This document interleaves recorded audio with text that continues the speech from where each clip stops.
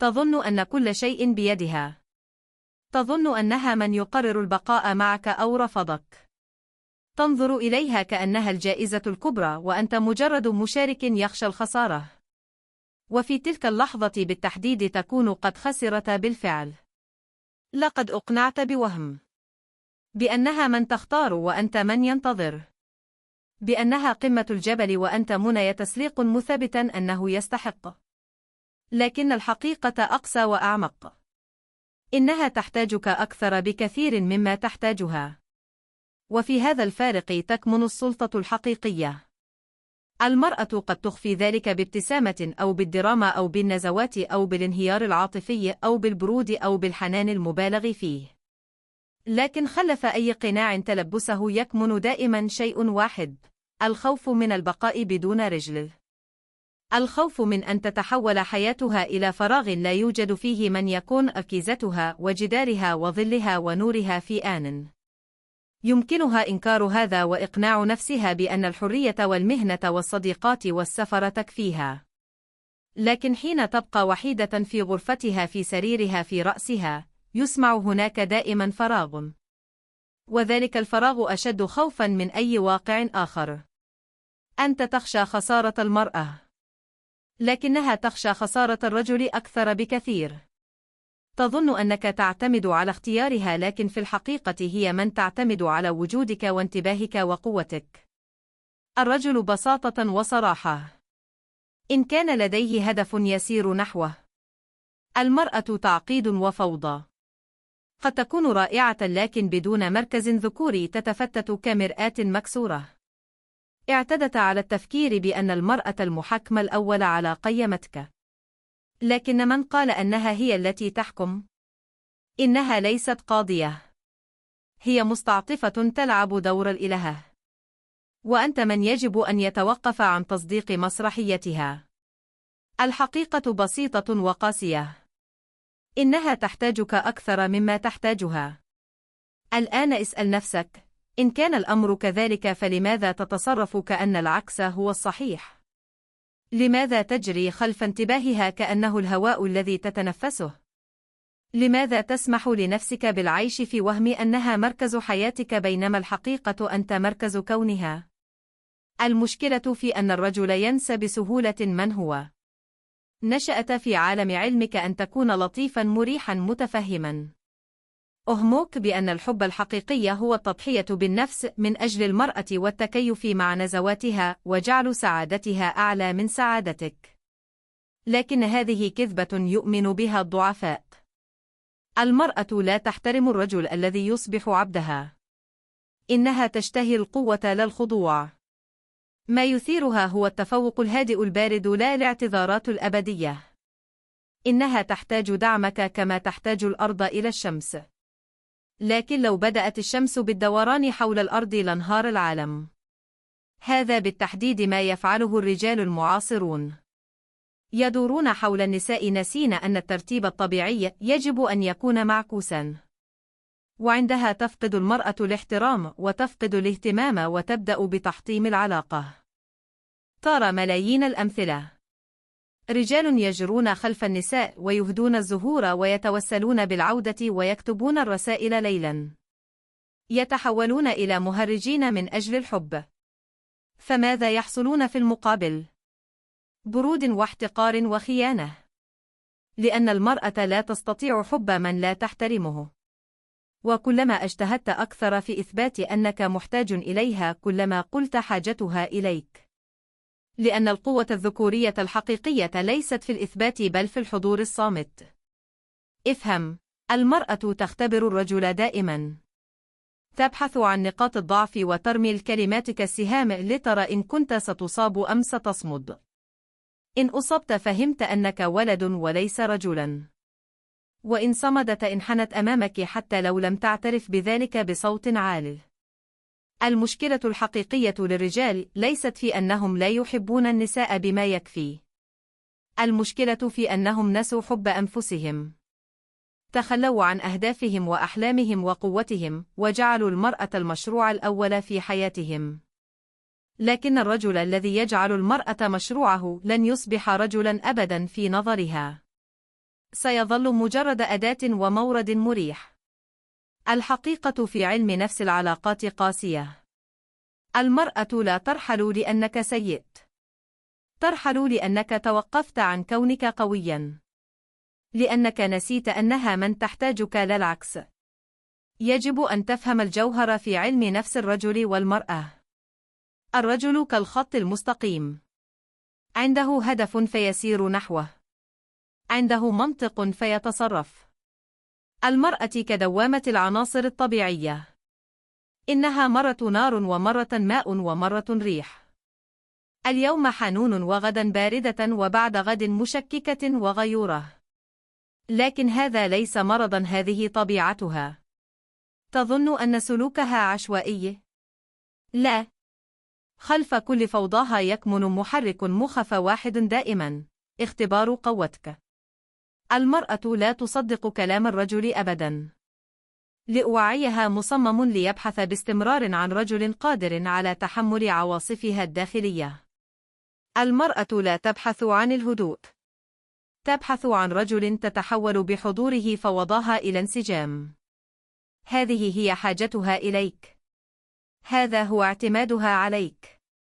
معظم الرجال لا يرون هذا. يظنون أنها غاضبة لأنهم فعلوا شيئا خاطئا. لا، إنها غاضبة لأنها تريد التأكد من أنك ستصمد أمام غضبها. تصنع المشاهد ليس لأنها تكرهك بل لأنها تريد التحقق من أنك لن تنكسر تحت الضغط. وهنا يولد القانون الجوهري في علم نفس المرأة: إنها تحترم ليس من يخمن رغباتها بل من يكون أعلى من مشاعرها. من يقود ولا ينحني ولا يذوب في أمزجتها ويبقى هو نفسه. لماذا تحتاج هذا الاختبار المستمر؟ لأن المرأة ماء. إن لم يوجه يتحول إلى مستنقع. إنها تحتاج شاطئا ومجرى وشكلا. بدون هذا تدمر نفسها بنفسها. الآن انظر إلى نفسك. أنت رجل. تستطيع أن تكون وحيدا. نعم، هذا صعب. نعم، هناك أمسيات فارغة. لكنك قادر على العيش في الوحدة ومواصلة البناء والعمل والإنجاز. الرجل قادر على العيش من أجل هدف، من أجل فكرة، من أجل قوة. المرأة بدون رجل عاجلا أم آجلا تبدأ بالتفتت. هذه الحقيقة التي يخفونها عنك. استقلاليتك أقوى من استقلاليتها. قد تجد شخصا آخر لأنها لا تتحمل الفراغ. قد تتحدث عن الحرية لكن في الواقع حريتها دائما مؤقتة. عاجلا أم آجلا تبحث عن مركز. تبحث عن رجل. لكن المفارقة هنا. حين تؤمن أنك تحتاجها أكثر تعطي السلطة. تبدأ باللعب بقواعدها وتوافق على أن تكون ولدا في لعبتها. لكن حين تدرك أنها من تحتاجك تنقلب اللعبة. تتوقف عن الاستعطاء والخوف والتبرير. تصبح رجلا يمضي قدما ولا يتوقف. وعندها تبدأ هي بالانجذاب إليك. الآن عن الأخطاء التي تدمر الرجل. كل هزيمة الرجل تبدأ ليس حين ترحل المرأة. تبدأ قبل ذلك في اللحظة التي يرفض فيها الرجل أن يكون رجلا. الخطأ الأول الإرضاء. قررت أن الحب هو خدمتها وتلبية نزواتها وتخمين رغباتها. تحولت إلى خادم صغير لا إلى قائد. لكن المرأة لا تحترم أبدا من يكون مستعدا للتخلي عن حياته من أجل مزاجها العابر. يمكنها استخدام اهتمامك وهداياك لكنها تتوقف عن الاحترام في اللحظة التي تتوقف فيها عن كونك مركزا وتصبح مدارا يدور حول كوكبها. الخطأ الثاني الخوف من الخسارة. تخشى أن تكون صلبا فترحل. تخشى إن لم تعتذر 1000 مرة أن تنصرف. لكن كلما اشتد خوفك كلما فقدت اهتمامها بسرعة. المرأة تشعر بخوف الرجل كالقرش يشم الدم. وفي اللحظة التي تبصر فيها خوفك تعرف أنك لست من يجب السير خلفه. الخطأ الثالث التبرير. تظن أن الكلمات تصلح كل شيء. إنها غاضبة فتفسر. إنها باردة فتتبرر. لكن المرأة لا تسمع التبريرات. التبرير بالنسبة لها علامة ضعف، اعتراف بأنك أدنى منها. وكلما ازددت تبريرا كلما حفرت لنفسك حفرة أعمق. الخطأ الرابع الاعتماد العاطفي. جعلتها مركز كونك. توقفت عن العيش من أجل نفسك ومن أجل هدف. بدأت تعيش من أجلها. تنتظر رسالتها كجرعة دواء. تعتمد على مزاجها كالهواء الذي تتنفسه. تضيع نفسك. لكن ما إن ترى المرأة هذا الاعتماد تفقد كل احترام لك. الخطأ الخامس الرهان على المنطق. تظن لو كنت طيبا وفيا معتنيا سوف تقدر. لكن علم نفس المرأة لا يعمل بهذه المعادلة. المرأة لا تختار الأطيب. تختار الأقوى. تختار من يكون أعلى من مشاعرها. المنطق لا دور له هنا. مشاعرها تقودها الغرائز. الخطأ السادس الخشية من الخلاف. الرجال يهربون من المشاجرات كالهرب من النار. يخشون قول لا بثبات. يظنون أن الخلاف يدمر الحب. لكن في الخلاف تحديدا تختبر المرأة قوتك في علم نفس الجاذبية الذكورية. إن انكسرت خسر. وإن صمدت استسلمت. قد تصرخ وتبكي وتصنع المشاهد لكن في الداخل تحترم فقط من لم ينكسر. الخطأ السابع التضحية من أجل العلاقة. تتخلى عن أصدقائك وعملك وعاداتك من أجلها. تتوقف عن كونك نفسك. لكن المرأة لا تشكر على هذا. تأخذه كأمر مفروغ منه. وكلما ضحيت أكثر كلما قلت قيمتك. كل هذه الأخطاء تنبثق من جذر واحد: نسيان الطبيعة الذكورية. تتحول إلى ظل المرأة وعندها تتوقف عن رؤيتك رجلاً. تراك طفلاً يجب أن تكون هي أمه. والمرأة لا تستطيع أن تكون أماً لرجلها. إن أصبحت العلاقة ميتة. تذكروا، المرأة لا ترحل من القوة. ترحل من الضعف. لا تخون من تحترم. تخون من توقفت عن احترامه. لا تحطم الرجل الذي يقف بثبات. تحطم من سقط عند قدميها. الآن الاستراتيجية. كيف يجب أن يتصرف الرجل حتى تنجذب إليه المرأة وتحترمه؟ أولاً، صر مركز حياتك. يجب أن يكون لديك عملك وهدفك ومهمتك الخاصة. المرأة ليست هدفاً بل رفيقة. أنت تمضي قدماً. إن كانت بجانبك فجيد. وإن لم تكن تواصل المسير. الرجل بدون هدف يتحول إلى لعبة في يدي المرأة. الرجل بهدف يتحول إلى مغناطيس تنجذب إليه النساء من تلقاء أنفسهن. ثانياً، البرود الهادئ. لا يجب أن تستجيب لكل نزوة منها.